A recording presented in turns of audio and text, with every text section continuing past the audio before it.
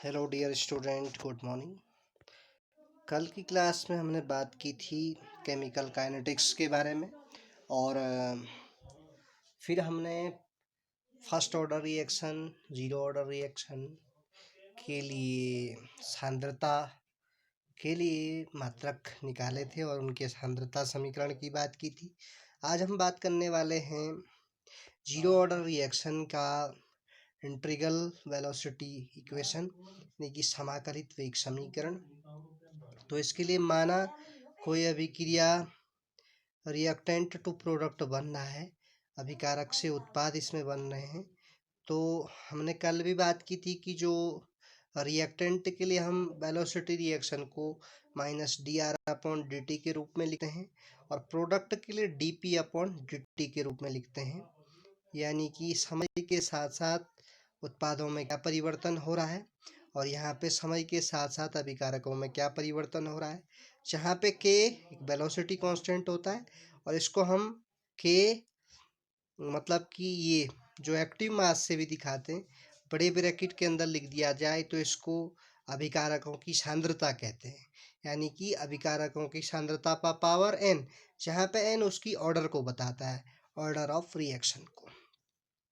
और शून्य कोटि की अभिक्रिया के लिए एन की वैल्यू 0 होती है, तो इसलिए minus D R upon D T equal to K R पर पावर 0 हो जाता है और आर पर पावर 0 की वैल्यू 1 होती है, तो minus D R upon D T equal to K लिखा जा सकता है। अब देखिए स्टूडेंट, यहाँ से इसको हम minus D R upon D T equal to K of 1 भी लिख सकते हैं। अब यहाँ पे देखिए इसी प्रकार D R equal to minus of K D T, minus चिन्ह हमने पीछे ले लिया है, तो D R equal to minus of K D T के रूप में क्रॉस मल्टीप्लाई कर दिया हमने। अब यहाँ से हम दोनों पक्षों का समाकलन कर लेते हैं। थोड़ा इसमें बायो वाले स्टूडेंट को प्रॉब्लम आएगी, लेकिन बार बार प्रैक्टिस के द्वारा आप सीख जाओगे। इसका D R of equal to minus of K of D T का दोनों ओर हम समाकलन कर देते हैं, तो D of R equal to minus K of D T. अब इसके लिए कुछ चीज़ें हम मानते हैं, कुछ कंडीशन। माना यदि टी इक्वल टू 0 था तो उस समय अभिकारकों की सांद्रता आर 0 थी,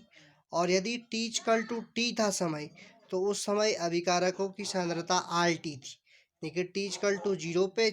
0 थी और टी इक्वल टू टी पे आर ऑफ टी हो गई। तो यहाँ पे हम लिमिट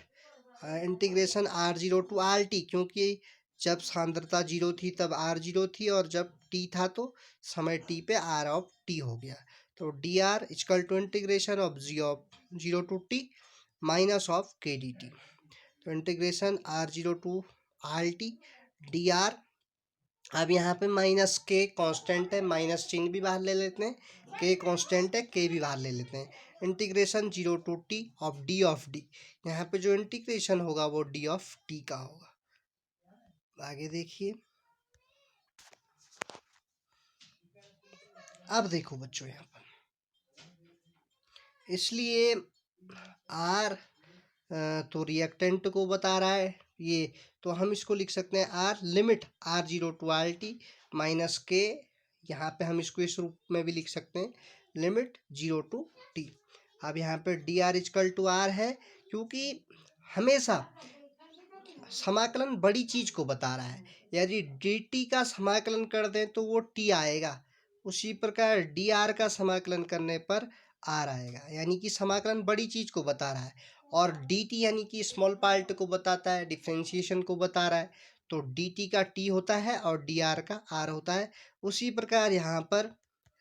डी आर का कैपिटल आर हो गया है और डी टी का टी हो गया है। Upper limit minus lower limit, इसको हम घटा देते हैं बाद में, तो R T minus R 0 equal to minus K of T T to 0, क्योंकि इंटीग्रेशन 0 टू टी था तो T minus 0, upper limit minus lower limit, same दोनों पक्षों में कर दिया है हमने। तो इस इक्वेशन को जब हम अरेंज्ड करेंगे तो आर टी बराबर आएगा minus of K T plus are of 0, इसको इक्वेशन नंबर 1 मान लेते हैं। तो शून्य कोटि की अभिक्रिया के लिए समाकलित वेग समीकरण एक रेखा की समीकरण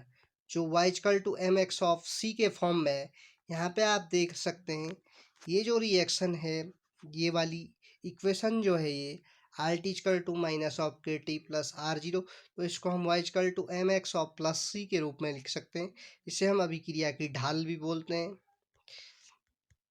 तो इससे हमने तुलना कर दी है, तो R T equal to minus of K T plus R zero, तो Y equal to R T आ गया, M equal to minus of K, X equal to T और C equal to R zero, Y equal to M X plus C से तुलना करने पर, इससे तुलना करेंगे तो ये जो यहाँ पर इस ग्राफ के द्वारा आप समझ पा रहे हैं,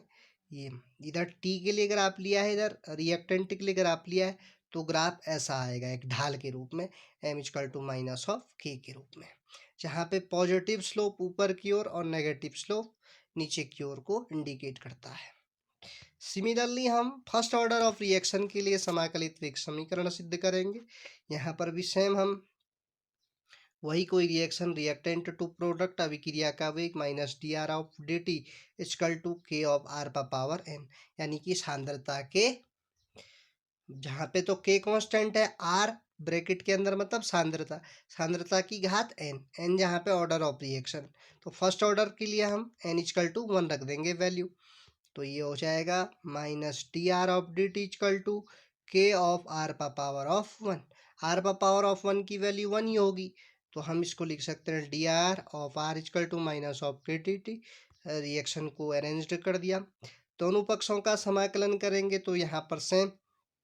वही कंडीशन सेटिस्फाइड करनी पड़ेगी, टी इक्वल टू जीरो पे आर आर जीरो होगा, टी इक्वल टू टी पे आर बराबर आर ऑफ टी होगा, तो वही लिमिट लग दी है R zero to R T D R of R, minus K constant है, इसको बाहर ले लेते हैं, integration zero of T zero to T D of T. अब देखो बच्चों यहाँ पर से थोड़ा सा यहाँ से आप, हाँ एल एन यहाँ पे लॉग को बताता है, एल एन ले लिया हमने, लॉग ले लिया है आर, और ये लिमिट पीछे ले ली है R zero to R T, उसी प्रकार minus K T zero to T limit पीछे ले ली है, तो L N of R T minus L N of R zero, क्योंकि लॉग एम बाई एन बराबर होता है log M minus log N, तो ये log of R T minus log of R zero equal to minus of K T minus zero. इस प्रकार से फिर हम इसको इस रूप में भी लिख सकते हैं, एल एन जहाँ पे लॉग को बता रहा है R of T minus of K T plus L N of R zero, तो ये लॉग के रूप में समाकलित वेग समीकरण है रिएक्शन का। इससे तुलना कर दी अभिक्रिया की समीकरण से, Y equal to M X plus C से, तो Y equal to L N of R T, M बराबर माइनस के, एक्स बराबर टी और सी बराबर L N of R zero. इसका ग्राफ भी इसी प्रकार आएगा, एम बराबर माइनस ऑफ के जो स्लोप को बता रहा है, टी को बता रहा है, ये L N of R zero, यानी कि लॉग पर रिएक्टेंट को बता रहा है, प्रारंभिक रिएक्टेंट, मतलब टी इक्वल टू जीरो है तो आर इक्वल टू जीरो होगा, और टी इक्वल टू टी पे आर ऑफ टी होगा। तो इस प्रकार से आज हमने बात की शून्य कोटि की अभिक्रिया और प्रथम कोटि की अभिक्रिया के लिए समाकलित वेग समीकरण। ये बोर्ड एग्जामिनेशन में कई बार पूछा गया है और आगे भी पूछा जा सकता है, और इसको बार बार आप एक्सरसाइज से, अभ्यास से सीख सकते हैं।